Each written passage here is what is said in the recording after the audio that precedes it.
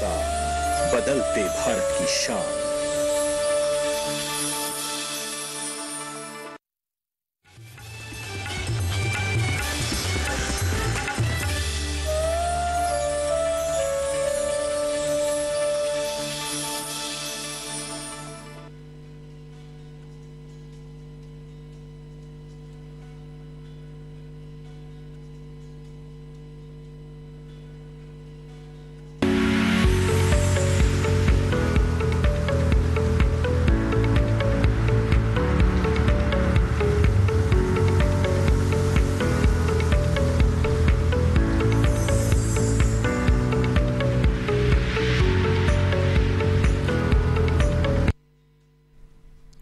नमस्कार, आप सभी का स्वागत हेलो किसान में। मैं हूं मुकुल शर्मा। हेलो किसान कार्यक्रम में आपके लिए अलग अलग विषय लेकर हम हाजिर होते हैं और आज भी दो बेहद खास विषय लेकर हम हाजिर हुए हैं। आज के क्या विषय रहेंगे, आइए सबसे पहले इस पर नजर डाल लेते हैं। आज खासतौर से आपको हम जानकारी देंगे पशुओं में होने वाले थनैला रोग के बारे में। दुधारू पशु में जो थनैला रोग की समस्या आती है और बात करेंगे बदलते मौसम में मुर्गियों की देखभाल की भी, किस तरीके से अभी का जो मौसम है इसमें देखभाल जो है आवश्यक हो जाती है। और इन दोनों विषय से संबंधित अगर आप कुछ सवाल पूछना चाहते हैं, कुछ जानकारी लेना चाहते हैं तो हमारे टोल फ्री नंबर हैं, इन पर आप हमें कॉल कर सकते हैं। ये नंबर है 1800113060, साथ ही 1800113061। इन दोनों नंबर्स पे आप हमें कॉल कर सकते हैं और आपके सवालों के जवाब देने के लिए दो बेहद ही खास मेहमान आज हमारे साथ इस कार्यक्रम में जुड़ रहे हैं। इनका परिचय आपसे हम करा दें।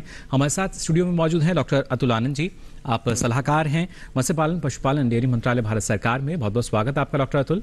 नमस्कार जी। और साथ ही हमारे साथ जुड़े हैं डॉक्टर संदीप कुमार जी। आप कठुआ जिले से हैं, जम्मू से, और पशु चिकित्सक और सहायक सर्जन भी हैं। आपका भी बहुत बहुत स्वागत डॉक्टर संदीप। तो जैसा हमने आज आपको हमारे जो विषय हैं वो बताए, साथ ही जो आज खास मेहमान मौजूद हैं उनका परिचय भी आपको कराया, तो आप बिल्कुल आप भी देरी मत कीजिएगा। जो सवाल हैं दोनों विषय से संबंधित वो आप पूछ सकते हैं अगले 1 घंटे के दौरान। और यहाँ सबसे पहले एक सवाल मैं आपसे डॉक्टर अतुल करना चाहूँगा। हमारे देश में जब पशुओं के हम स्वास्थ्य को लेकर बात करते हैं तो अब एक जागरूकता जो है वो सीधे तौर पर नज़र आती है, क्योंकि समस्याएँ भी लगातार बढ़ रही हैं। और उसमें जब थनैला जैसे रोग की जब हम बात करते हैं, ये कितना महत्वपूर्ण कि हर एक पशुपालक जो है जागरूक हो। जी हाँ, जैसे कि हम जानते हैं कि जो थनैला रोग है ये दुधारू पशुओं में होता है, गाय, भैंस, बकरी, इन सब में पाया जाता है। और इससे क्या होता है कि पशु की जान तो नहीं जाएगी लेकिन दूध का उत्पाद एकदम से गिर जाएगा।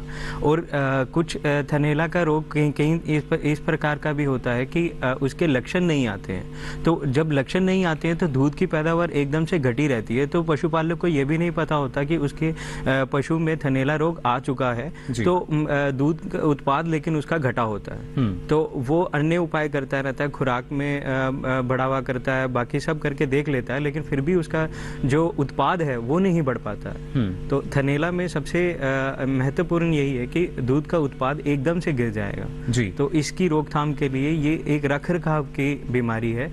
अगर आप रख रखाव सही से करेंगे, अगर आप साफ सफाई शेड की करेंगे, फिनोल से आप अपने शेड को धोएंगे और अमोनिया कंपाउंड से भी आप अपने शेड को धोएंगे, साफ कर रखेंगे। और बरसात का मौसम है, वैसे भी नमी ज़्यादा है, तो उस समय जो कीटाणु हैं वो ज़्यादा से ज़्यादा पनपने लगते हैं। उनका ज़्यादा प्रकोप देखिए इस मौसम में हो सकता है। और थनैला जैसी जो बीमारी है, उपचार इसका जो है उतना संभव नहीं, लेकिन बचाव जाहिर तौर पर हमारे पशुपालक कर सकते हैं। किस तरीके से बचाव आपको करना होगा और कैसे आप इसके लक्षणों की पहचान भी कर सकते हैं, इस बारे में आपको पूरी जानकारी हम देंगे। लेकिन पहले आइए नजर डाल लेते हैं इस खास रिपोर्ट पर।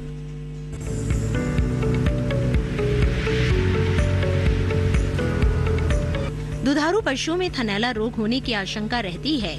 थनैला रोग एक संक्रामक रोग है और एक पशु से दूसरे पशु में फैलता है। थनैला रोग होने पर दुधारू पशुओं के थन में सूजन और कड़ापन आ जाता है। थन में दर्द होने लगता है। इसका सीधा असर पशु की सेहत और दूध देने की क्षमता पर पड़ता है। इस रोग के होने पर पशु के थन को हाथ से छूने में गर्माहट महसूस होती है। दूध देने की क्षमता में कमी आने लगती है। दूध में थक्के पड़ने लगते हैं। दूध का रंग भी बदल जाता है। इसके अलावा थनैला रोग के होने पर दूध में फैट की मात्रा भी कम हो जाती है और ऐसे दूध का इस्तेमाल हमारे लिए भी नुकसानदायक होता है। थनैला रोग के होने पर पशुपालक को कुछ जरूरी बातों का ध्यान रखना चाहिए। इस रोग के फैलने का प्रमुख कारण है साफ सफाई का अच्छी तरह से नहीं होना। इसके अलावा अनियमित तौर पर दूध दुहने और गंदे हाथों से दूध दुहने की वजह से भी पशुओं में थनैला रोग हो जाता है। किसी संक्रमित पशु के संपर्क में आने से भी ये रोग होने की आशंका रहती है। इस रोग से बचाव के लिए जरूरी है कि एक पशु का दूध निकालने के बाद हाथों को अच्छी तरह साफ करके ही दूसरे पशु का दूध निकालें। इससे थनैला रोग फैलने की आशंका काफी कम हो जाती है। बचाव के लिए थनों का समय समय पर परीक्षण करते रहे। थनों में कोई गठान और दूध में थक्के हो तो तुरंत पशु चिकित्सक की सलाह लेकर इलाज करें।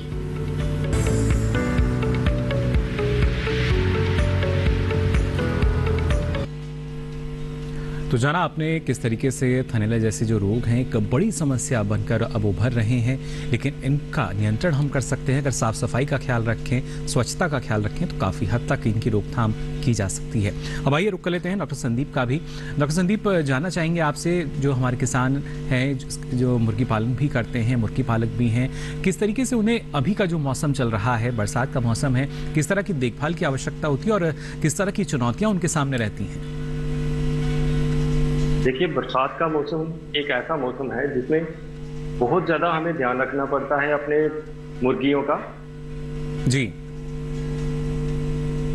क्योंकि बरसात में ऐसा होता है कि हर जगह पानी है और कुछ हमारे पोल्ट्री फार्मर्स ऐसे हैं जिन्होंने शेड बनाते समय कुछ चीज़ों का ध्यान नहीं रखना होता, रखा नहीं होता है। और मैं कुछ चीज़ों को बताना चाहूँगा। जैसे आपने पोल्ट्री शेड बनाना है, क्योंकि हमारा इलाका कुछ ऐसा है, नॉर्थ वाला इलाका, जहाँ पूरा इंडिया की बात करें तो यहाँ मानसून जो है वो आना ही आना है हर साल। तो इसलिए हमें रेनी सीजन से बचने के लिए कुछ हिदायतों का पहले ही ध्यान रखना चाहिए। जैसे कि हमारा शेड जो है वो ऐसी जगह पे ना हो जहाँ पे पानी इकट्ठा होता हो, लो लाइंग एरिया ना हो। और जो हमारा शेड है उसके जो 5 मीटर का जो दायरा है जो आस पड़ोस का, उसमें ड्रेनेज सिस्टम होना चाहिए ताकि जो पानी इकट्ठा हो, जो रेन वाटर आए वो ड्रेन्स में चला जाए, जो नालियों में चला जाए और अंदर पानी ना आए शेड के। तो इन चीजों का ध्यान रखना है। और हमने एक चीज और ध्यान में रखनी है कि जो शेड की छत है, छत जो है वो दीवार से कम 3 या 4 फुट, 2 या 3 फुट जो है वो बाहर की तरफ होनी चाहिए। क्योंकि हमारे यहाँ क्या होता है कि बरसात जब आती है तो तिरछी बरसात आती है, तो होता क्या है कि पानी अंदर जाने की समस्या रहती है।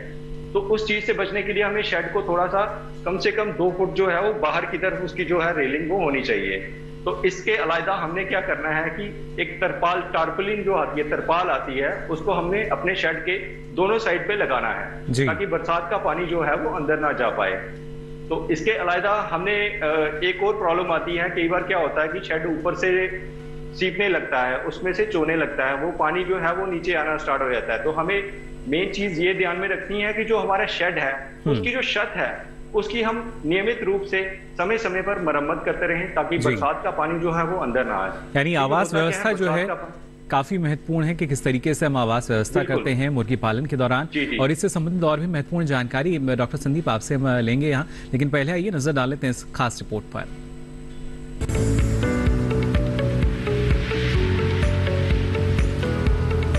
इस समय पूरे देश में मानसून के बादल बरस रहे हैं। बरसात में मुर्गियों में कई तरह के रोग लगने की आशंका रहती है।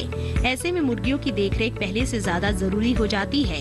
इस मौसम में वातावरण में आर्द्रता बढ़ जाती है, इसलिए लकड़ी के छीलन को बिस्तर के रूप में इस्तेमाल कर सकते हैं, जिससे आसानी से नमी को नियंत्रित किया जा सके। साथ ही मुर्गियों और चूजों को नमी से बचाने के लिए जगह को सूखा रखें। जितना आप उन्हें सूखा रखते हैं, मुर्गियां उतनी ही सेहतमंद रहेगी। इसके अलावा बारिश का मौसम मुर्गियों की इम्यूनिटी यानी रोग प्रतिरोधक क्षमता को भी कमजोर बना सकता है, जिससे मुर्गियों के बैक्टीरिया और वायरस से आसानी से संक्रमित होने की आशंका हो जाती है। इस मौसम में खून चूसने वाले कीड़ों के साथ रोगों से बचाए रखने के लिए मुर्गियों का समय से टीकाकरण जरूर करवाएं। तापमान का भी खास ख्याल रखें, क्योंकि चूजों को सही ताप की जरूरत होती है। मुर्गी पालन में 70% खर्च दाने पर होता है। मुर्गी को ताज़ा और संतुलित आहार दें। दाने को नमी रहित जगह पर रखें, नहीं तो दाने में फफूंद लग सकती है, जिससे मुर्गियों में बीमारी की आशंका बढ़ जाती है।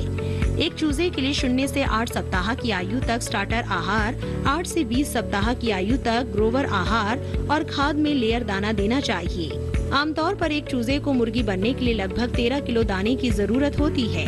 इस मौसम में चूजे खरीदते समय भी कुछ बातों का ध्यान रखें। चूजे लेने से पहले बाड़े को कीटाणुनाशक दवा से अच्छी तरह धो लें और दीवारों पर भी उसका छिड़काव कर दें। सेहतमंद चूजे ही खरीदें और चूजों को ऐसी जगह से ही खरीदें जहां जन्मजात बीमारियां ना हो।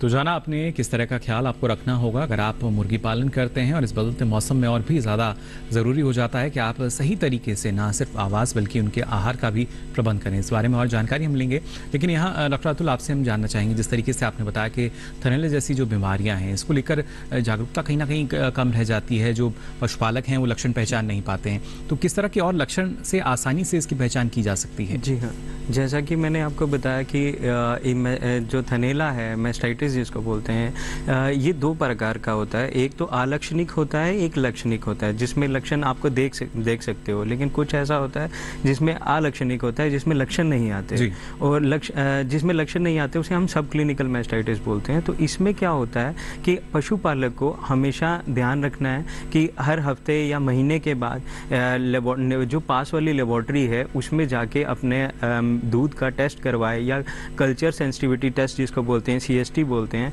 वो टेस्ट अब जो जितने भी डेयरी वाले हैं वो सब रूटीनली महीने दर महीने अगर वो टेस्ट करवाएंगे तो वो डायग्नोस हो जाएगा। तो जो लक्षण वाला है वो तो आपको पता चल जाएगा पहली बार में ही, जब आप दूध धोने लगोगे तो उसका जो थन होगा वो हल्का गर्म होगा एज कंपैरिजन टू पहले, जब आप पहले धोते थे तब के और आज के में पहले ही गर्म होगा। वही पहला लक्षण है कि आपको पशु चिकित्सक के पास उसी समय जाना है। बिल्कुल। और यहाँ देखिए जो दर्शक हैं लगातार अपने सवाल भी हमसे पूछते हैं, ईमेल के जरिए भी कुछ सवाल हमारे पास आते हैं। राजीव जी का एक ईमेल आया हुआ है हमारे पास सहारनपुर उत्तर प्रदेश से। ये जानना चाह रहे हैं इनका जो पशु है उसके थन में इनको गांठ सी महसूस होती है दूध दोहन के समय, तो क्या ये थनैला का लक्षण है? कैसे इसकी पहचान करी जाए? जी हाँ, ये निश्चित रूप से ये थनैला का लक्षण हो सकता है, क्योंकि जैसा इन्होंने बताया कि गांठ आ रही है, क्योंकि उसमें जैसे ही आप थन को हाथ लगाते हैं हल्का सा अगर आपको शक दिखता है तो उसी समय नज़दीकी पशु चिकित्सा केंद्र में जाएं। और अब मैं इनसे ये एक अनुरोध करूंगा कि जब भी ये दूध धोते हैं तो लाल दवाई का इस्तेमाल करें, दूध धोने से पहले और दूध धोने के बाद। हमेशा टीट को 5 या 7 मिनट के लिए 1 लीटर पानी में थोड़ी सी पोटाशियम परमैंगनेट का घोल बना के उसे डिप करके रखें।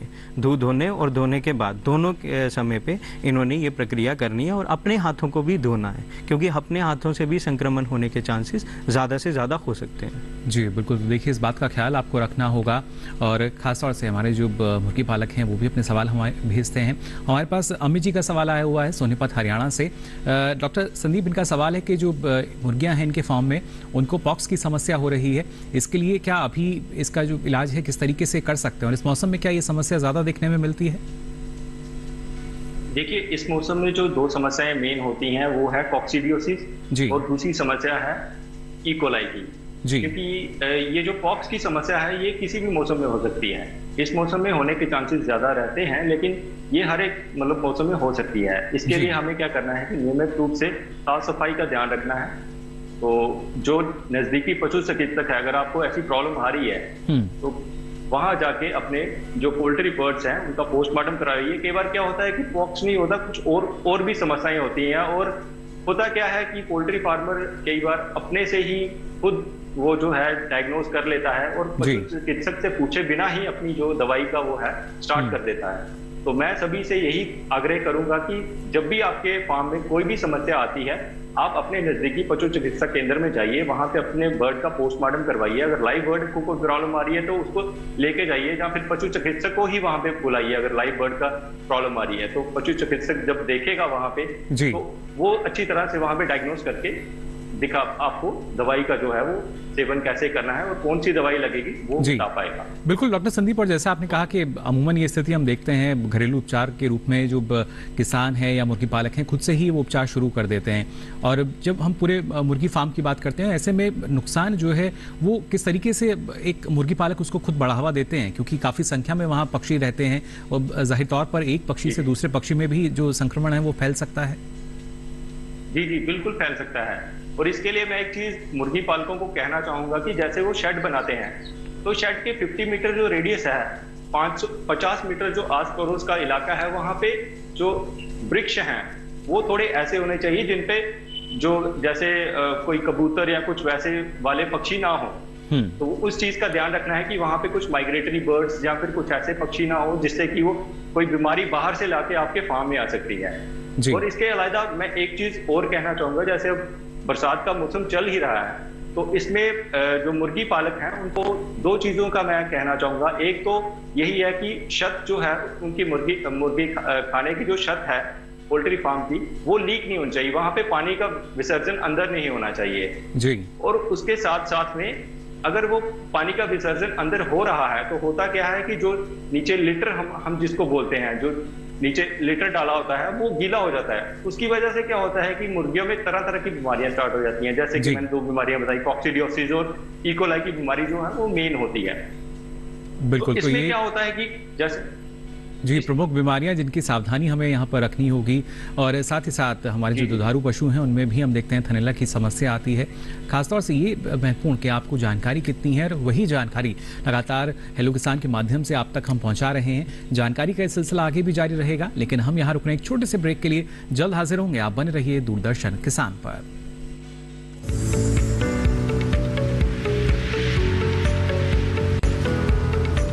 अरे भाई सुना नहीं क्या, केसीसी ने किसानों का जिंदगी बदल दिया है। देश के छोटे किसान 1,60,000 रुपए तक का कर्ज बिना किसी गारंटी को ले पाएंगे। ब्याज खोरों से भी पीछा छुटा। मैं तो जैविक खेती का पूरा सामान मंगा लिया, केसीसी का भी कोई दबाव नहीं है। ब्याज चुकाने के लिए पूरा 1 साल मिलता है। समय पर भुगतान करने पर केवल 4% के सालाना ब्याज पे लोन मिल गया मुझे। अपना आधार कार्ड, लेटेस्ट फोटो और जमीन के कागजात लेके अप्लाई करो बस। और नामांकन भरने के लिए जेब भी ढीली नहीं करनी पड़ी।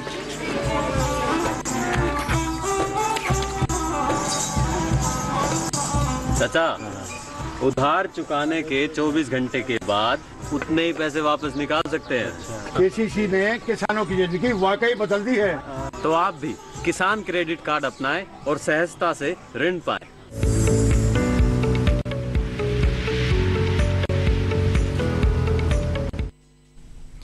ब्रेक के बाद आप सभी का एक बार फिर स्वागत हेलो किसान में। आज लगातार आपको हम जानकारी दे रहे हैं दुधारू पशुओं में थनैला रोग की समस्या और बदलते मौसम में किस तरीके से आप मुर्गियों की देखभाल कर सकते हैं।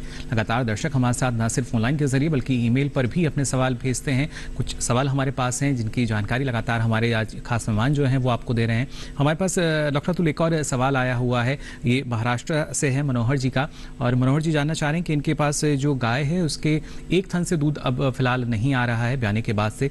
क्या ये भी ऐसी हम मान सकते हैं थनैला की वजह से है, या इसमें हम ठीक भी कर सकते हैं? जी हाँ, नहीं, अगर थनैला में इनका एक टीथ जो है वो बंद हो चुका है तो उसे अगर ये देखेंगे अब बिल्कुल सख्त हो गया है तो उस समय ठीक करना मुश्किल हो जाता है। इसीलिए मैंने कहा कि थनैला जो है वो जानलेवा तो नहीं है लेकिन दूध का उत्पाद एकदम से गिरा देता है, क्योंकि इसमें क्या होता है कि जो थन है वो सिकुड़ जाता है और लकड़ी की तरह सख्त हो जाएगा, तो वो कई बार गिर भी जाता है। तो इसीलिए इनको उसी समय जैसे ही अब ये देखते हैं कि थन हल्का सा गर्म है, उसी समय नज़दीकी पशु चिकित्सा केंद्र में जाके उसका इलाज करवाएं और खुद से उपचार ना करें। जैसे अभी बात चल रही थी खुद से उपचार करने की, तो अगर करना भी है तो जो हर्ब्स हैं जैसे गिलोय वगैरह ये सब खिला सकते हैं, बट एंटीबायोटिक्स की जो है वो ना दें, क्योंकि इन्हें खुद से नहीं पता होता कि आपको सही मात्रा में एंटीबायोटिक्स क्या देनी है। तो उस वजह से एंटी माइक्रोबियल रेजिस्टेंस जो हम देखते हैं वो ज़्यादा से ज़्यादा थनैला के रोग में पाया जाता है। तो इसीलिए दवाई जो है वो पशु चिकित्सा की सलाह से ही लें थनैला में।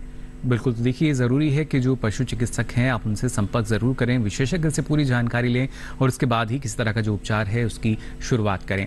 यहाँ डॉक्टर संदीप आपसे भी हम जानकारी लेना चाहेंगे। जिस तरीके से आपने बताया कि जो आवास प्रबंधन है वो तो महत्वपूर्ण है ही, इसके साथ साथ आहार जो है वो भी महत्वपूर्ण हो जाता है। बदलते मौसम में जो हमारे पक्षी हैं, मुर्गियाँ हैं, उनकी रोग प्रतिरोधक क्षमता हमें बरकरार रखनी है, तो उस लिहाज से कितना महत्वपूर्ण और किस तरह की खुराक की आवश्यकता रहती है पक्षियों को? देखिए, खुराक जो है वो एज के हिसाब से, यहाँ पे जैसे कि पहले भी बात हो रही थी कि एज के हिसाब से खुराक चलती है जी। पहले स्टार्टर होता है फिर ग्रोवर, तो उस हिसाब से खुराक चलती है। तो खुराक के विषय में मैं एक चीज कहना चाहूंगा, क्योंकि होता क्या है कि बरसात के मौसम में जो आपकी फीड है, जो आपने फीड की बोरियां लाके रखी हैं, उसमें थोड़ा सा मॉइस्चर आना स्टार्ट हो जाता है। उस मॉइस्चर की वजह से मोल्ड्स आना स्टार्ट हो जाते हैं जी। तो उस चीज का हमें ध्यान रखना है कि जहां पे आप फीड स्टोर कर रहे हैं, अगर आपका शेड के अंदर स्टोर कर रहे हैं, तो वो कम से कम 1 फीट ऊंचाई पे होना चाहिए, जो ग्राउंड लेवल है उससे 1 फीट की ऊंचाई पे, और दीवार से भी कम से कम 1-1.5 फीट की दूरी पे होना चाहिए, ताकि मॉइस्चर जो है आपकी फीड में ना आए। अगर आपको लग रहा है कि कुछ मॉइस्चर की समस्या आ रही है, आपकी फीड जो है वो चिपचिपी हो रही है या कुछ ऐसा हो रहा है, तो उसको यूज ना करें। और इसके साथ साथ अगर आप बरसात के मौसम में टॉक्सिन बाइंडर्स आते हैं, तो वो टॉक्सिन बाइंडर्स 1 किलो 100 kg मतलब 1 क्विंटल फीड में वो डाल के आप यूज कर सकते हैं, जिससे आपको टॉक्सिन्स जो मोल्ड्स की वजह से आ जाती है, जो मॉइस्चर की वजह से आ जाता है, उसको आप रोकथाम उसकी कर सकते हैं। जी बिल्कुल, इसकी रोकथाम की जा सकती है। साथ ही डॉक्टर संदीप, एक और सवाल हमारे पास है पंजाब से निहिल जी का। निहिल जी जानना चाह रहे हैं कि किस तरीके से जो मुर्गी पालन जब वो करते हैं तो कई तरह की समस्याएं इसमें आती हैं, लेकिन जो बाजार के लिहाज से देखा जाए, अगर इसकी ये शुरुआत करते हैं तो क्या अभी के समय में जो चूज़े हैं वो लाकर इसकी शुरुआत कर सकते हैं या कुछ समय बाद इसकी शुरुआत करें? देखिए, अगर तो नया मुर्गी पालक है तो मैं तो उसको यही सलाह दूंगा कि बरसात के मौसम के बाद वो अपना स्टार्ट करे, सितंबर या अगस्त एंडिंग में या फिर सितंबर में स्टार्ट करे, क्योंकि बरसात का मौसम ऐसा मौसम है, अगर कोई मुर्गी पालक पहले से मुर्गी पालन कर रहा है तो उसको पता होता है कि मैंने अपने शेड की कैसे साफ सफाई रखनी है और उसको सूखा कैसे रखना है। मेन प्रॉब्लम यहाँ पे आती है शेड को सूखा रखने की, क्योंकि जैसे ही वो गीला होगा तो शेड के अंदर जो हमने राइस हस्क, जिसको हम चावल का छिलका होता है, जो नीचे हमने लीटर डाला होता है, वो गीला हो जाता है, जिसकी वजह से प्रॉब्लम्स आ जाती हैं। तो इस चीज से मैं यही सुजेस्ट करूंगा कि जो नया किसान है, अगर कोई पोल्ट्री फार्म स्टार्ट करना चाहता है तो वो बरसात के बाद स्टार्ट करे, ताकि उसको एक पूरा तजुर्बा हो जाए कि कैसे जो छोटे चूजे हैं उनका देखभाल, ब्रूडिंग कैसे करनी है, वो थोड़ा सा उसको अंदाजा हो जाए, फिर ही वो अपना स्टार्ट करे। जी बिल्कुल। तो इसमें क्या होगा कि जैसे अब का मौसम चल रहा है तो इसमें जैसे लीटर गीला हो जाता है तो अमोनिया की भी प्रॉब्लम आ जाती है, अमोनिया गैस बन जाती है शेड में, तो उस वजह से वो जो है मोर्टेलिटी होने के चांस या फिर कोई बीमारी आ जाती है, जैसे ई कोलाई और कॉक्सीडियोसिस मेन बीमारी जैसे मैंने बताई, इनके होने के चांसेस ज्यादा रहते हैं। तो नया फार्मर है उसको दिक्कत आ सकती है, तो मैं यही सजेस्ट करूंगा कि वो अभी 1 महीना वेट कर ले। 1 महीने के बाद जो है वो अगर नया शेड स्टार्ट करना चाहता है, नया व्यवसाय स्टार्ट करना चाहता है, तो वो 1 महीने के बाद करेगा। जी देखिए, तो तब ज़्यादा लाभ जो है आपको इसके ज़रिए मिल सकता है। और खासतौर से डॉक्टर अतुल, जैसे कि यहाँ अभी हमें डॉक्टर संदीप बता रहे थे कि जो बिछावन है उसका ख्याल हमें रखना होगा, और जब हम दुधारू पशुओं की बात करते हैं, थनैला रोग की बात करते हैं, यहाँ भी जो बिछावन है वो काफ़ी महत्वपूर्ण हो जाता है, क्योंकि एकदम कहा जाता है जो पशु है वो आहार के बाद उसको एकदम से ना बैठने दें। तो यहाँ पर किस तरीके से ख्याल रखना चाहिए पशुपालकों को? जी हाँ, यहाँ पे भी जैसे आपने अभी कहा कि आहार के बाद ना बैठने दें, इस समय आपने ध्यान रखना है कि जैसे आप दूध धोते हैं उसके बाद आहार दें, ताकि क्या होगा कि जैसे आप दूध धो लेंगे तो उसके बाद पशु जो है वो खड़ा रहेगा, ताकि जो थन की नली है, क्योंकि जब आप दूध धोते हैं तो कुछ देर के लिए थन की नली खुली रहती है, तो उससे जब आप दूध धोने के बाद जब पशु बैठ जाता है तो ज़मीन से जितने भी कीटाणु फफूंद वगैरह है वो सब अंदर एंटर कर जाते हैं, तो उसके कारण थनैला जैसे रोग आने शुरू हो जाते हैं। तो उसकी रोकथाम के लिए आप एक रोज़ की प्रक्रिया बना लीजिए, जब भी आप दूध धोएं उसके बाद चारा डालें, ताकि पशु जो है वो आपका खड़ा रहे और स्वस्थ रहे। जी बिल्कुल। साथ ही एक और प्रश्न हमारे पास है यहाँ पर गौरव जी का, भोपाल मध्य प्रदेश से।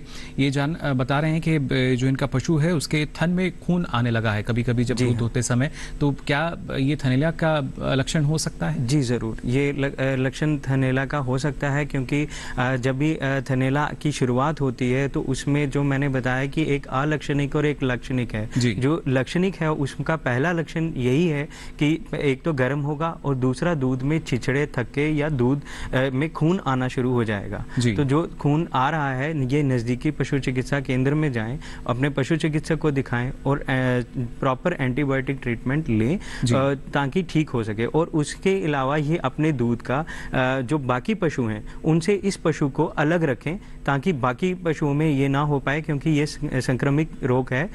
और इसका जो दूध है वो कल्चर सेंसिटिविटी टेस्ट करवाएं, और बाकी पशुओं का भी, क्योंकि हो सकता है कि उनमें अलक्षणिक जो मैस्टाइटिस थनैला है वो आ चुका हो, बाकी पशुओं का दूध हर महीने में अपनी जो नज़दीकी लेबोरेटरी है वहाँ पे चेक करवाएं, उसका कल्चर सेंसिटिविटी टेस्ट करवाएं, ताकि पता चल जाए कि उनमें थनैला आ चुका है या आने वाला है। जी बिल्कुल, तो देखिए बेहद ज़रूरी कि आप पूरी तरीके से जागरूक रहें, और आपका जो आप जितने जागरूक रहेंगे पशु उसी ढंग से, उसी तरह से निरोगी रह सकता है और आपको उसके ज़रिए अच्छी आमदनी लगातार मिलती रहेगी। साथ ही यहाँ डॉक्टर संदीप, एक और सवाल हमारे पास है जो हमारे दर्शक हैं विजय जी, इन्होंने हमें भेजा है उत्तर प्रदेश से, और ये जानना चाह रहे हैं कि अभी का जो समय है उसमें कौन कौन से जो टीके हैं वो अपने पक्षी को लगा सकते हैं। देखिए, इस समय जो है मैंने जैसे आपको बताया कि 2 बीमारियां जो है वो मेन असर करती हैं जी। एक तो कॉक्सिडियोसिस, जिसमें कि जो बीट करेगा अपना चूजा, तो वो लाल कलर की होगी, लाल रंग की होगी।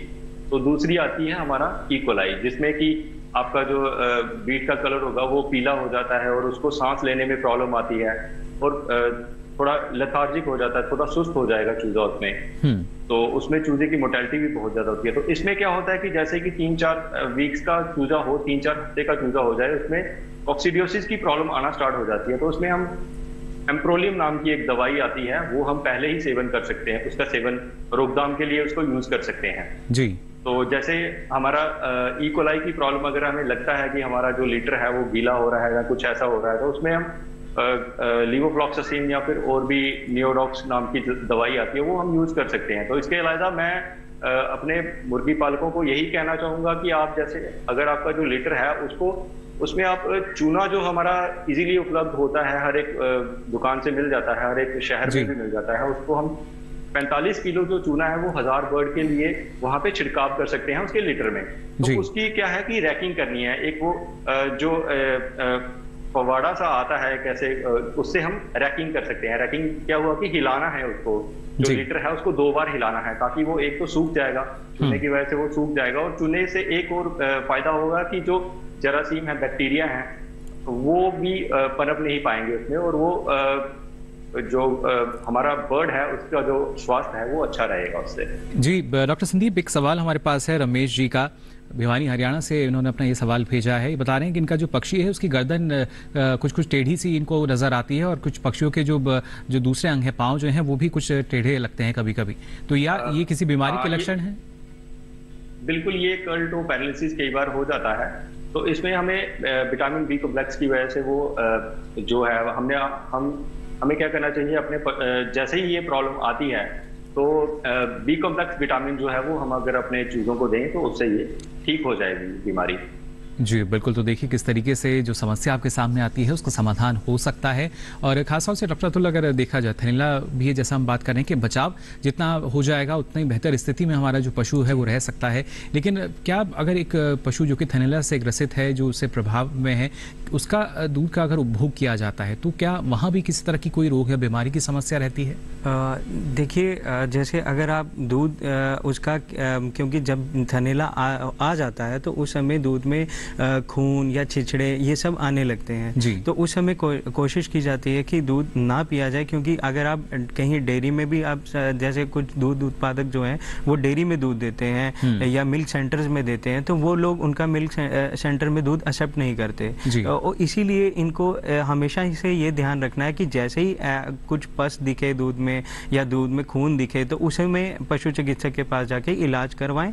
और दूसरा, अपने जो दूध जब निकालते हैं तो उसकी जो प्रक्रिया है उसमें ध्यान रखें, क्योंकि ना कि सिर्फ ये कीटाणुओं के कारण होता है, जो दूध निकालने का तरीका है उसके कारण भी थनैला रोग हो सकता है, क्योंकि टिश्यू इंजरी जिसे हम बोलते हैं, अगर जख्म होगा, क्योंकि कुछ लोग नकलिंग मेथड यूज करते हैं, इस तरह से ये नकलिंग मेथड अगर यूज करते हैं दूध निकालने के लिए, तो उससे जब वो टीट को पकड़ते हैं तो वहां पे वियर एंड टियर हो सकता है टिश्यू का, तो उससे जख्म होने के चांसेस ज्यादा होते हैं। इसलिए कोशिश की जाए, जो स्ट्रिपिंग मेथड है वो बेस्ट मेथड कहा जाता है मिल्किंग का, तो उसी मेथड से मिल्किंग करें।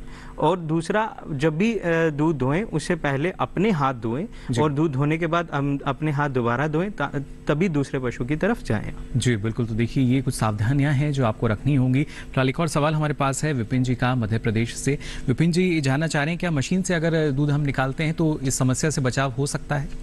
जी देखिए, मशीन को भी अगर आप स्टेरिलाइज कर रहे हैं प्रॉपरली, मशीन की सैनिटाइजेशन आप प्रॉपरली कर रहे हैं, देन वो ठीक है। लेकिन फिर भी जब आप एक पशु से दूसरे पशु तक पे जाते हैं तो उस समय देखा जाता है कि जल्दी जल्दी में किसान उसे दोबारा सैनिटाइज नहीं करता, क्योंकि अगर एक पशु में थनैला आ चुका है, क्योंकि ये अलक्षणिक होता है, इसके पता नहीं चलेगा कि थनैला आया हुआ है, तो वो दूसरे पशु में इससे उल्टा संक्रमण बढ़ने के चांसेस हो सकते हैं।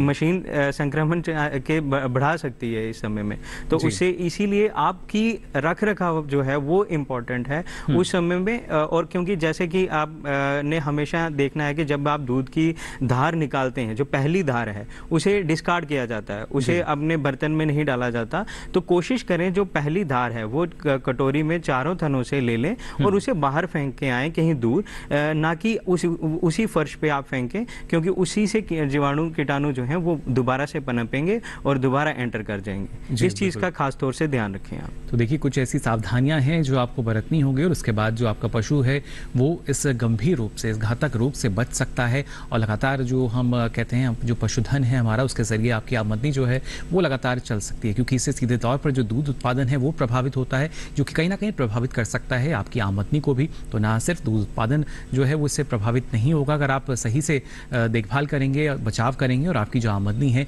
उसमें भी इजाफा होता रहेगा। आगे भी आपको हम जानकारी यहाँ देंगे, लेकिन फिलहाल एक और छोटे से ब्रेक के लिए जल्द हाजिर होंगे। आप बने रहिए दूरदर्शन किसान पर।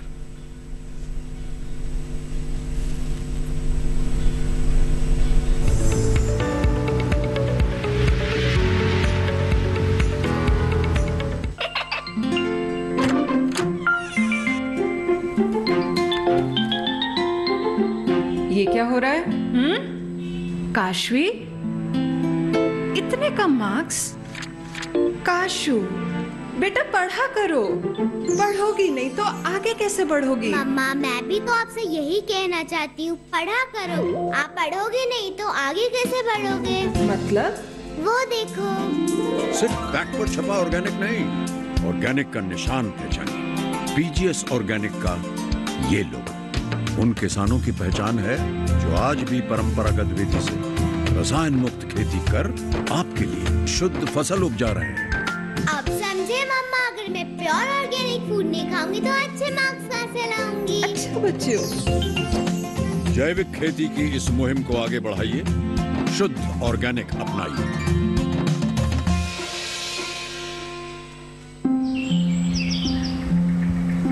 अरे अरे अरे, क्या कर रहा है? इधर इधर इधर, हम बोल रहे हैं तेरे बीजू का। पुतला बोल रहा है? हाँ, पक्षियों से तो हम खेत को बचा लेते हैं, पर इन घातक रसायनों से कैसे बचाएं? मतलब? देख बेटा, तू जो ये अंधाधुंध रसायन मिलाता है ना, मिट्टी की सेहत बिगड़ने लगी है, और जब माटी ही कमजोर पड़ जाएगी तो उपज कैसे सेहतमंद होगी? हाँ? अरे पहले ऐसा नहीं था, पूछना अपने बड़े बुजुर्गों से, कैसे फसल लहलहाती थी, शुद्धता झलकती थी। हाँ, माटी भी तंदुरुस्त और लोग भी। अब पहली वाली बात कहाँ? पर अब तो सब यही डाले हैं। सब नहीं, आज भी लाखों जागरूक किसान परंपरागत विधि से फसल उगा रहे हैं, खर्चा कम और उपज की कीमत भी बेहतर पा रहे हैं। ठीक है भाई, मैं भी आज से जैविक खेती शुरू करूंगा। माटी से प्रेम की परंपरा है परंपरागत खेती।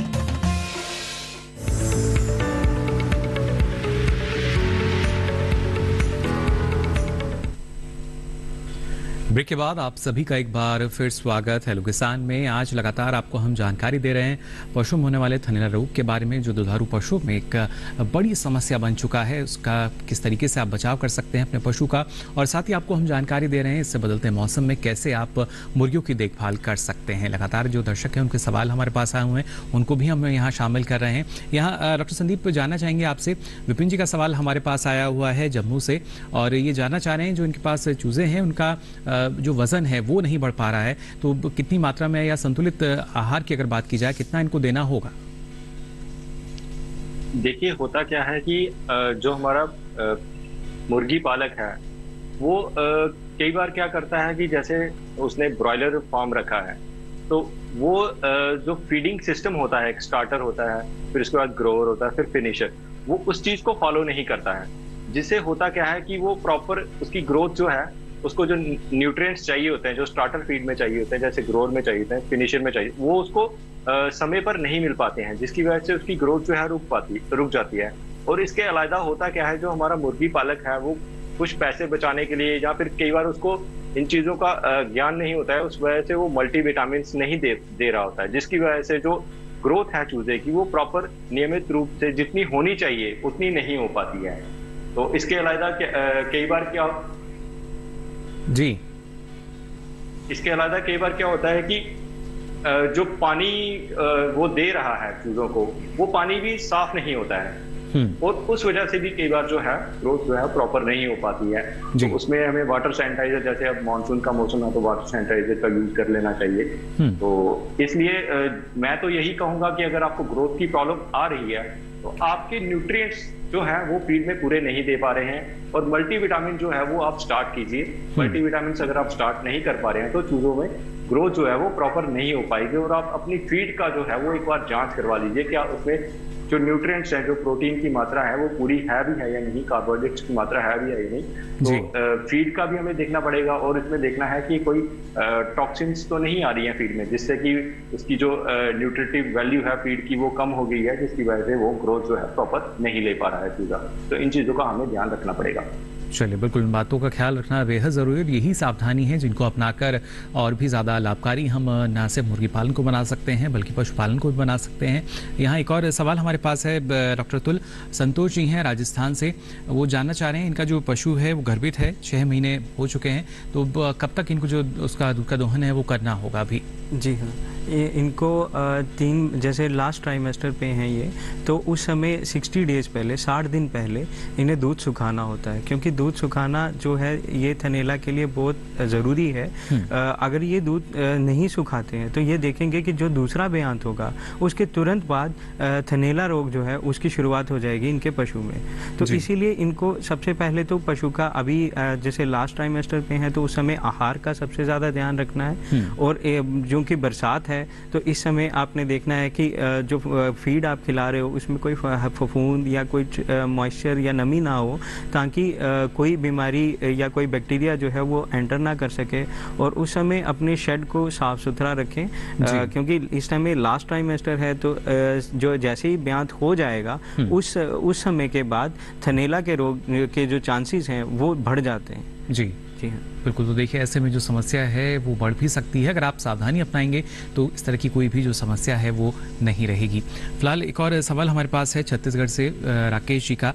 राकेश जी जानना चाह रहे हैं कि जो उनके पशु हैं, ज़्यादा जो दूध उत्पादन था पहले अच्छा था, लेकिन अभी ब्याने के बाद से इसमें कुछ कमी आई है, तो कैसे ये इसको बढ़ा सकते हैं? जी हाँ, जैसे अब ब्याने के बाद दूध में कमी आ रही है तो उस समय पहले तो देखें कि कितना ब्यांत है, क्योंकि जैसे ही जो तीसरा ब्यांत होता है उस समय दूध की प्रोडक्शन जो है, दूध का उत्पाद जो है वो एकदम से बढ़ जाता है, और फिर 7वें ब्यांत के बाद कम होने लगता है। तो दूसरा इन्होंने देखना है आहार का, कि आहार में कुछ कमी ना हो, और अपने जैसे मैंने बताया कि आलक्षणिक थनैला के लिए ये हर महीने टेस्ट करवाएं। और एक और चीज़ ये कर सकते हैं, CMT रीजेंट आता है एक बोतल में, वो ले सकते हैं, और CMT कप ले लें, कैलिफोर्निया मैस्टाइटिस टेस्ट बोलते हैं, कप बोलते हैं उसको। उसमें 4 खाने होते हैं, और चारों थनों से वो रीजेंट डाल लें, और चारों थनों से जो दूध की दार है उन्हीं चारों खानों में डालें। अगर दूध की जो वो जेल की तरह कुछ बन जाएगा तो उस समय में उनको पता चल जाएगा कि थनैला रोग आ गया है या नहीं आया है। तो ये टेस्ट वो अपने घर पे कर सकते हैं, क्योंकि अगर बड़ा डेयरी फार्म है तो वो ये टेस्ट अपने घर में रख लें, क्योंकि जो आलक्षणिक है उससे इनके निजात मिलने में आसानी हो जाएगी। और दूसरा ये एक काम कर सकते हैं कि अपने जितना पूरा जो शेड है उसको फिनोल से डेली साफ करें, या एमोनियम कंपाउंड का कोई है, या क्लोरहेक्सिडिन है जैसे सेवलॉन है, उससे ये थन को धो सकते हैं।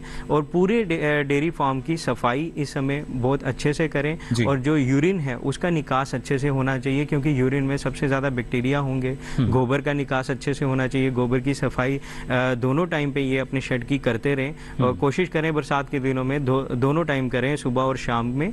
और हवा का निकास जो है इस समय अच्छा होना चाहिए, वेंटिलेशन अच्छी होगी तो नमी जो है वो कम कम से कम बनी रहेगी, क्योंकि बरसात में अगर खिड़कियां दरवाजे बंद कर देंगे तो नमी जो है वो पनपने लगेगी। जैसे HF गाय, अगर किसी ने संकर नस्ल की गाय रखी है तो उसमें कूलर जो है वो लगाना अनिवार्य होता है। तो इस समय मैं कहूँगा कि कूलर में, आप कूलर लगा रहे हैं तो ठीक है, लेकिन कूलर में पानी मत डालिए, क्योंकि उससे क्या होगा, नमी जो है वो ज़्यादा से ज़्यादा शेड के अंदर हो जाएगी। तो खिड़कियाँ दरवाजे शाम के टाइम पे खुले रखें। बिल्कुल, देखिए इस बात का जो ख्याल है ये आपको रखना होगा।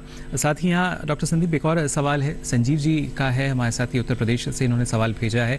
ये जानना चाह रहे हैं क्या मछली पालन के साथ मुर्गी पालन कर सकते हैं ये? बिल्कुल, ये जो मुर्गी पालन के साथ मछली पालन है ये इंटीग्रेटेड फार्मिंग के अंडर आता है जी। तो जैसे कि आजकल एक नया दौर चल रहा है, नए आयाम चल रहे हैं कि हर इंटीग्रेशन में सब कुछ करना है। जैसे पिग फार्मिंग, सुअर भी रख लिए, मुर्गी भी रख ली, और डक फार्मिंग भी साथ में मछली पालन भी, बकरी पालन भी साथ में, और साथ में डेयरी फार्म भी।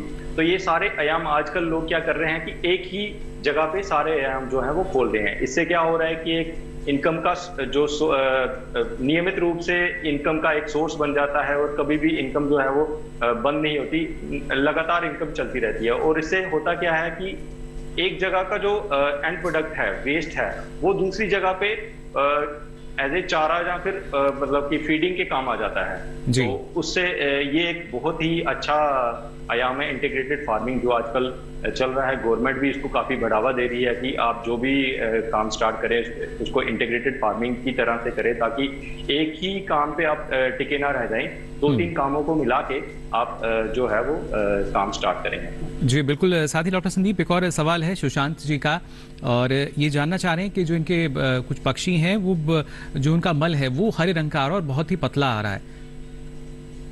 देखिए होता क्या है, कई बार हमें बैक्टीरियल प्रॉब्लम्स कुछ आ जाती हैं, तो उस वजह से क्या होता है कि हरे रंग की जो है वो आ जाता है, ग्रीनिश वाइट डायरिया कई बार हो जाता है। तो अगर ऐसी कोई समस्या आपके फार्म में आ रही है, अगर किसी भी पोल्ट्री फार्म में ऐसी समस्या आती है, तो उसको जल्दी से जल्दी, जैसे ही ये समस्या आना स्टार्ट होती है, तो वो उसी समय अपने जो नजदीकी पशु चिकित्सक है उसके पास जाके तो वहां पे अपना ट्रीटमेंट जो है वो स्टार्ट करवा सकता है। तो अगर ऐसी कुछ भी प्रॉब्लम आती है, जैसे होता क्या है कि अगर आपकी जो मल है, जो पक्षियों का मल है, उसमें कुछ भी आपको चेंज लगता है, जैसे कुछ बिल्कुल पतला आ रहा है, या फिर पीला आ रहा है, या फिर लाल आ रहा है, खून की तरह ऐसे आ रहा है, तो कुछ भी चेंज अगर आपके उसके मल में आ रही है, तो आपको उसी समय बिना विलंब किए आपको उसी समय जाके पशु चिकित्सक को बुलाना है, उसको अपने शेड में उसको बोलना है कि ऐसी ऐसी प्रॉब्लम आ रही है, तो वो उस हिसाब से जो है आगे वो अपना ट्रीटमेंट जो है वो स्टार्ट करवा दो।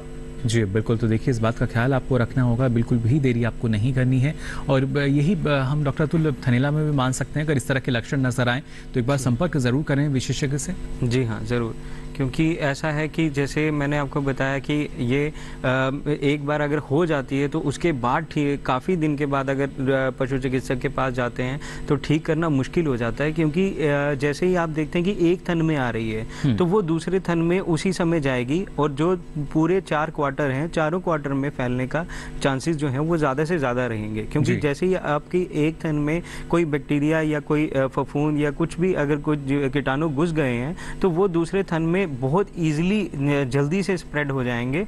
और इसीलिए जैसे ही अगर आप पहला थन या देखते हैं एक थन आपको गर्म लग रहा है या हल्का गर्म लग रहा है, तो उसी समय आप नज़दीकी पशु चिकित्सा केंद्र में जाएं, और जो लाल दवाई का प्रयोग है वो ज़रूर करें, क्योंकि उससे क्या है वो रोकथाम करने में, जो थनेला है उसकी रोकथाम करने में ज़्यादा आसानी होगी। और आपने एक चीज़ का ध्यान रखना है कि जैसे ही आपके दोनों अगर थन गर्म हो रहे हैं तो ये समझ लीजिए कि जो तीसरा और चौथा है उसमें ये डिजीज आ चुकी है, तो आप नज़दीकी पशु चिकित्सा केंद्र पे ज़रूर जाएं और उसे बता दें कि इमीडिएटली आके वो ट्रीटमेंट स्टार्ट करे, क्योंकि अगर एक बार थन जो है वो कड़क हो गया, सख्त हो गया, तो उसके बाद वो ट्रीटमेंट जो है वो किसी लाभदायक नहीं होता। तो आपने क्या करना है कि उसी समय पे, पहले समय पे ही जब हल्का सख्त जैसे गांठ दिख रही थी, अगर उस तरह से लग रहा है तो आप उसी समय आप पशु चिकित्सक के पास जाके इलाज करवाएं।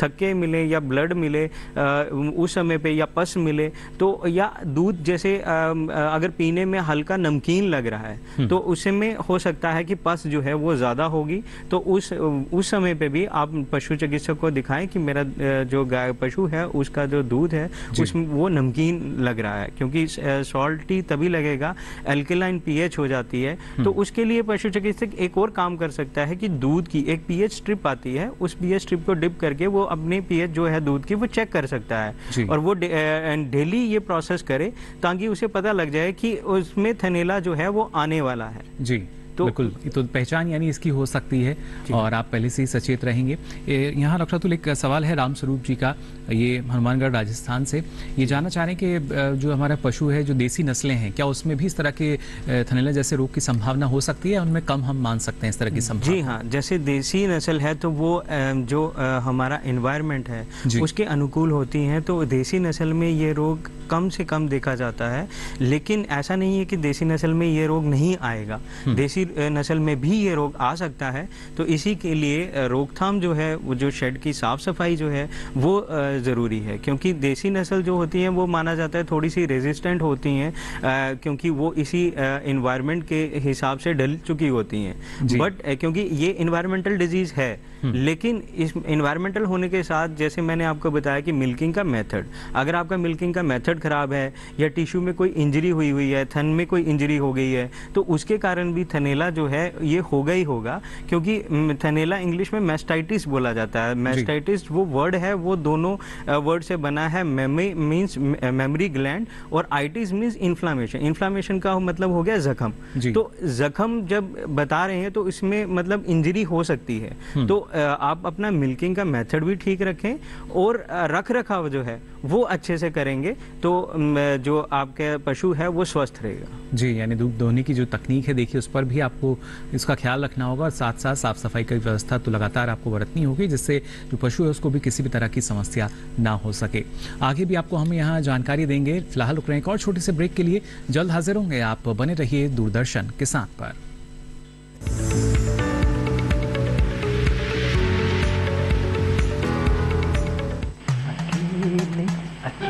अरे वाह भैया, अकेले अकेले।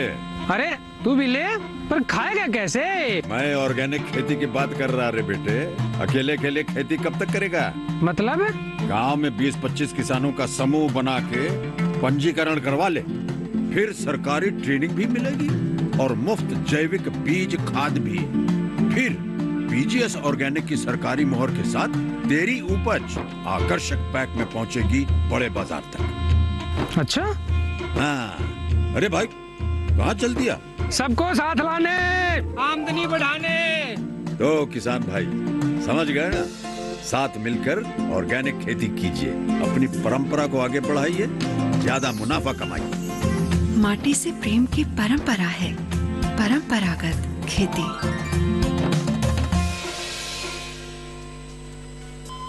अरे सुन तो। मुझे क्या सुनाना चाहते हो? जो सुनाओ मेरी सौतन को। किसको? अरे वही तुम्हारा मोबाइल फोन जिससे सुबह शाम दिन रात चिपके रहते थे और कहते थे किसान कॉल सेंटर से बातें हो रही हैं। अच्छा ये बात है। हाँ, क्यों? क्या हुआ? अब बात नहीं होती क्या? अब तो झट से बात हो जाती है। ऐसा क्या? हाँ, अब तो ज्यादा लाइनें और खास तकनीक के कारण खेती के माहिरों से तुरंत बात हो जाती है। और अगर कभी लाइन व्यस्त हो तो अपनी समस्या फोन पर रिकॉर्ड करा दो, वहाँ से फोन आ जाता है और समस्या की हल का मैसेज भी आ जाता है। ये देखो आ गया। अरे वाह, इसका मतलब इंतजार की घड़ी अब खत्म। हाँ। तभी मैं सोचूं कि आजकल मुझ पर इतना प्यार क्यों आ रहा है। कृषि संबंधी समस्याओं का अपनी भाषा में तुरंत हल पाने के लिए पूरे भारत में किसी भी फोन से हेल्पलाइन नंबर पर संपर्क करें। किसानों का दोस्त किसान कॉल सेंटर।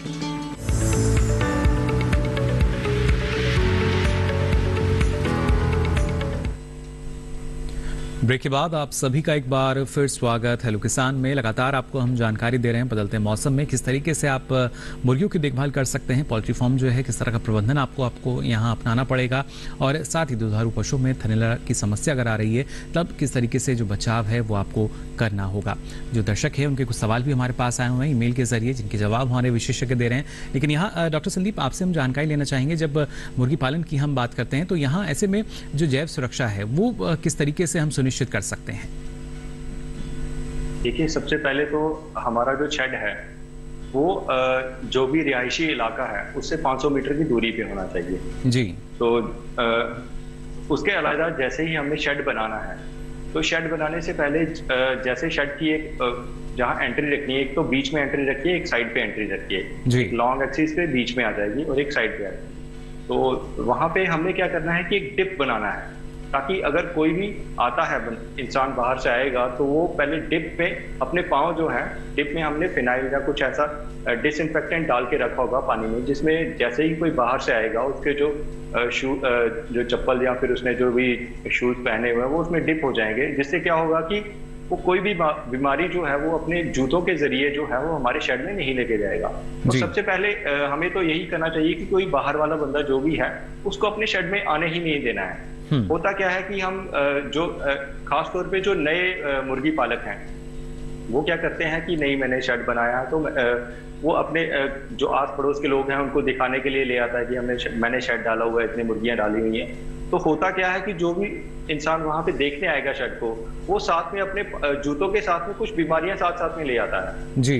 तो उस चीज से हमने थोड़ा सा रोकथाम हमने करनी है। और हमने क्या करना है कि जहाँ पे वो डिप हमने बनाना है, फुट डिप जिसमें जूते जो है वो सोक करके डिप करके जो बंदा एंटर करेगा उसके आगे हमने कुछ चूना जो लाइम आता है वो हमें छिड़क देना है, ताकि जो भी अंदर जाएगा उसके चूने के ऊपर पाँव रख के ही जाए, ताकि अगर कोई भी बैक्टीरिया वगैरह या कोई भी जरासीम उसके जूतों के साथ लगा है तो वो जो है वो खत्म हो जाए। और इसके अलावा अगर हम चाहते हैं कि ज्यादा बायोसिक्योरिटी का वो रहे तो उसमें क्या हमें मेन चीज ये भी रखनी है कि जहाँ से एंट्री पॉइंट है तो वहां पे भी हमने कुछ ऐसा शॉवर टाइप में आजकल आते हैं कि जो भी इंसान वहां पे आएगा तो वहां सैनिटाइजेशन हो जाएगी, उसके पूरे जो है वो पूरा शरीर जो है वो एक शॉवर से वो है सैनिटाइज हो जाएगा। उसमें हम सैनिटाइजर स्प्रे जो होती है वो उसका इस्तेमाल कर सकते हैं, तो उस चीज का हम वो कर सकते हैं। तो इसके अलावा जैसे आजकल वो भी आती हैं कुछ सैनिटाइजर स्प्रेज भी आती हैं,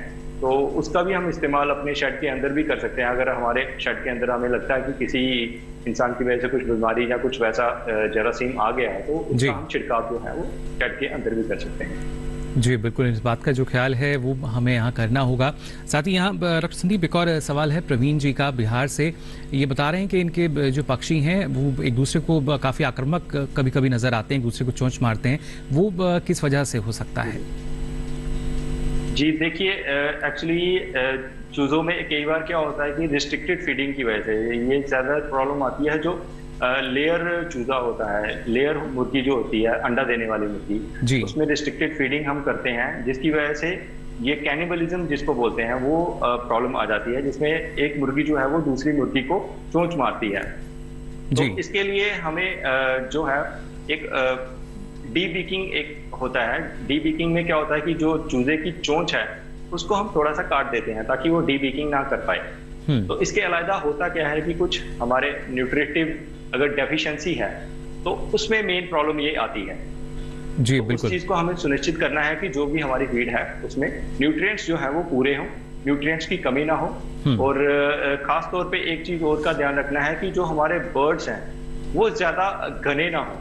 होता क्या है कि कई बार हम थोड़ी जगह पे ज्यादा बर्ड्स रख देते हैं, जिस वजह से भी ये प्रॉब्लम जो है वो देखने को मिलती है। जी तो इसलिए हमें जो नियमित क्षेत्र है हर एक चूजे का वो हमें उसको देना चाहिए, ताकि ज्यादा हडलिंग ना हो और ज्यादा चूजे जो है वो कम क्षेत्र में हम ना रखें। जो पोल्ट्री शेड की जितनी कैपेसिटी है उसी आधार पे हम जो है चूजों को पालें, ज्यादा चूजे जो है वो। तो ना सिर्फ संतुलित आहार बल्कि जो आवास है उसकी व्यवस्था भी हमें सही से सुनिश्चित करनी होगी, तब जाकर और बेहतर ढंग से हम मुर्गी पालन में और आमदनी जो है, मुनाफा जो है हमारे किसान ले सकेंगे। फिलहाल डॉक्टर संदीप, आपने इतनी महत्वपूर्ण जानकारी हमारे दर्शकों के साथ साझा की, इसके लिए आपका बहुत बहुत आभार। तो यहाँ संदीप हमें बता रहे थे किस तरीके से देखिए लगातार और जो मुनाफे का व्यवसाय है वो मुर्गी पालन हो सकता है, किस तरीके से देखभाल आपको करनी होगी। साथ ही यहाँ डॉक्टर अतुल आज से भी हम जानना चाहेंगे जो थनैला जैसे रोग की जब हम बात करते हैं, इससे बचाव के लिए अलग अलग स्तर पर कार्यक्रम भी चलाए जा रहे हैं सरकार की तरफ से, और किस तरीके से जो जागरूकता अभियान है या कार्यक्रम है वो अब चल रहे हैं? जी हाँ, सरकार की तरफ से एस्कैड जो है उसके अंदर स्टेट्स को फंडिंग मिलती है, जिसमें स्टेट्स जो है मैस्टाइटिस रोग के लिए रोकथाम के लिए स्टेप्स ले रही हैं, अवेयरनेस के लिए केवीकेस में अवेयरनेस जो है वो दी जा रही है। और किसान भाइयों से मैं एक जाते जाते गुजारिश करूंगा कि जो हाई ईल्डर्स हैं, जिन जो ज़्यादा से ज़्यादा दूध देती हैं गायें, उनका जो दूध दोहन है वो दिन में 2 बार ना करके 3 बार कीजिए, ताकि जो एक तो दूध का उत्पाद बढ़ जाएगा और जो दूध है, जो थन है वो आपका जल्दी खाली हो जाएगा, तो उसके कारण जो बैक्टीरिया हैं उनके पनपने के चांसेस कम रहेंगे और इसमें मैस्टाइटिस की जो रोकथाम है वो अच्छे से हो जाएगी। जी बिल्कुल, और बेहतर ढंग से देखिए इसकी रोकथाम जो है वो हो सकेगी। साथ ही और एक आखिरी सवाल हमारे पास है हितेश जी का, और छत्तीसगढ़ से इन्होंने ये अपना सवाल पूछा है, जानना चाह रहे हैं कि जो कृत्रिम गर्भाधान है इसकी जानकारी कहाँ से इनको अपने क्षेत्र में मिल पाएगी? जी हाँ, ये कृत्रिम गर्भाधान की जो जानकारी है वो उनको किसी भी नज़दीकी पशु चिकित्सा केंद्र में अगर ये जाते हैं तो वहाँ पे NAIP जो राष्ट्रीय कृत्रिम गर्भाधान प्रोग्राम है उसके अंतर्गत ये हर नज़दीकी पशु चिकित्सा केंद्र में करवाया जा रहा है। तो ये अपने किसी भी नज़दीकी पशु चिकित्सा केंद्र में जाएं, वहाँ पे अपने पशु का कृत्रिम गर्भाधान करवा सकते हैं। और लेकिन इनको ये ध्यान रखना है कि अगर इनकी जो गाय की नस्ल है उसी के का ही ये टीकाकरण करवाएं, क्योंकि कुछ जगह पे देखा जाता है कि जैसे जर्सी गाय है तो वो संकर नस्ल के लिए मांग करते हैं, तो आप देख लीजिए कि जैसे जर्सी गाय का जो साइज है, वो कद है, वो छोटा होता है और जो संकर नस्ल है, जो HF है, वो बड़ी होती है। तो इस केसेस में डिस्टोकिया जैसे केसेस कॉमन हो जाते हैं, तो फिर उन्हें गर्भपात की जो शिकायत है वो रहती है। तो इसीलिए जो नस्ल है उसी नस्ल का टीके के लिए आप पहले से सुनिश्चित कर लें, और इस तरह की कोई भी हम कह सकते हैं समस्या चुनौती जो है आपके सामने ना आ पाए। डॉक्टर अतुल, आपने भी इतनी महत्वपूर्ण जानकारी हमारे दर्शकों को दी, इसके लिए आपका बहुत बहुत शुक्रिया। तो जाना आपने लगातार कैसे हमारा जो पशुधन है उसका स्वास्थ्य बरकरार हम रख सकते हैं, और उसके ज़रिए ही हमारी जो किसानों की आमदनी है उसमें इजाफा भी कर सकते हैं। अब चलिए हमारा जो कल का विषय रहेगा उसके बारे में आपको हम जानकारी दे दें। कल बात करेंगे खरीफ फसलों में आधुनिक यंत्रों के प्रयोग की, और साथ ही बात होगी बरसात में कद्दू वर्गीय सब्जियों की देखरेख की भी। इसके अलावा अगर आप अपना कोई सवाल या सुझाव हम तक पहुंचाना चाहते हैं तो आप हमें ईमेल भी कर सकते हैं।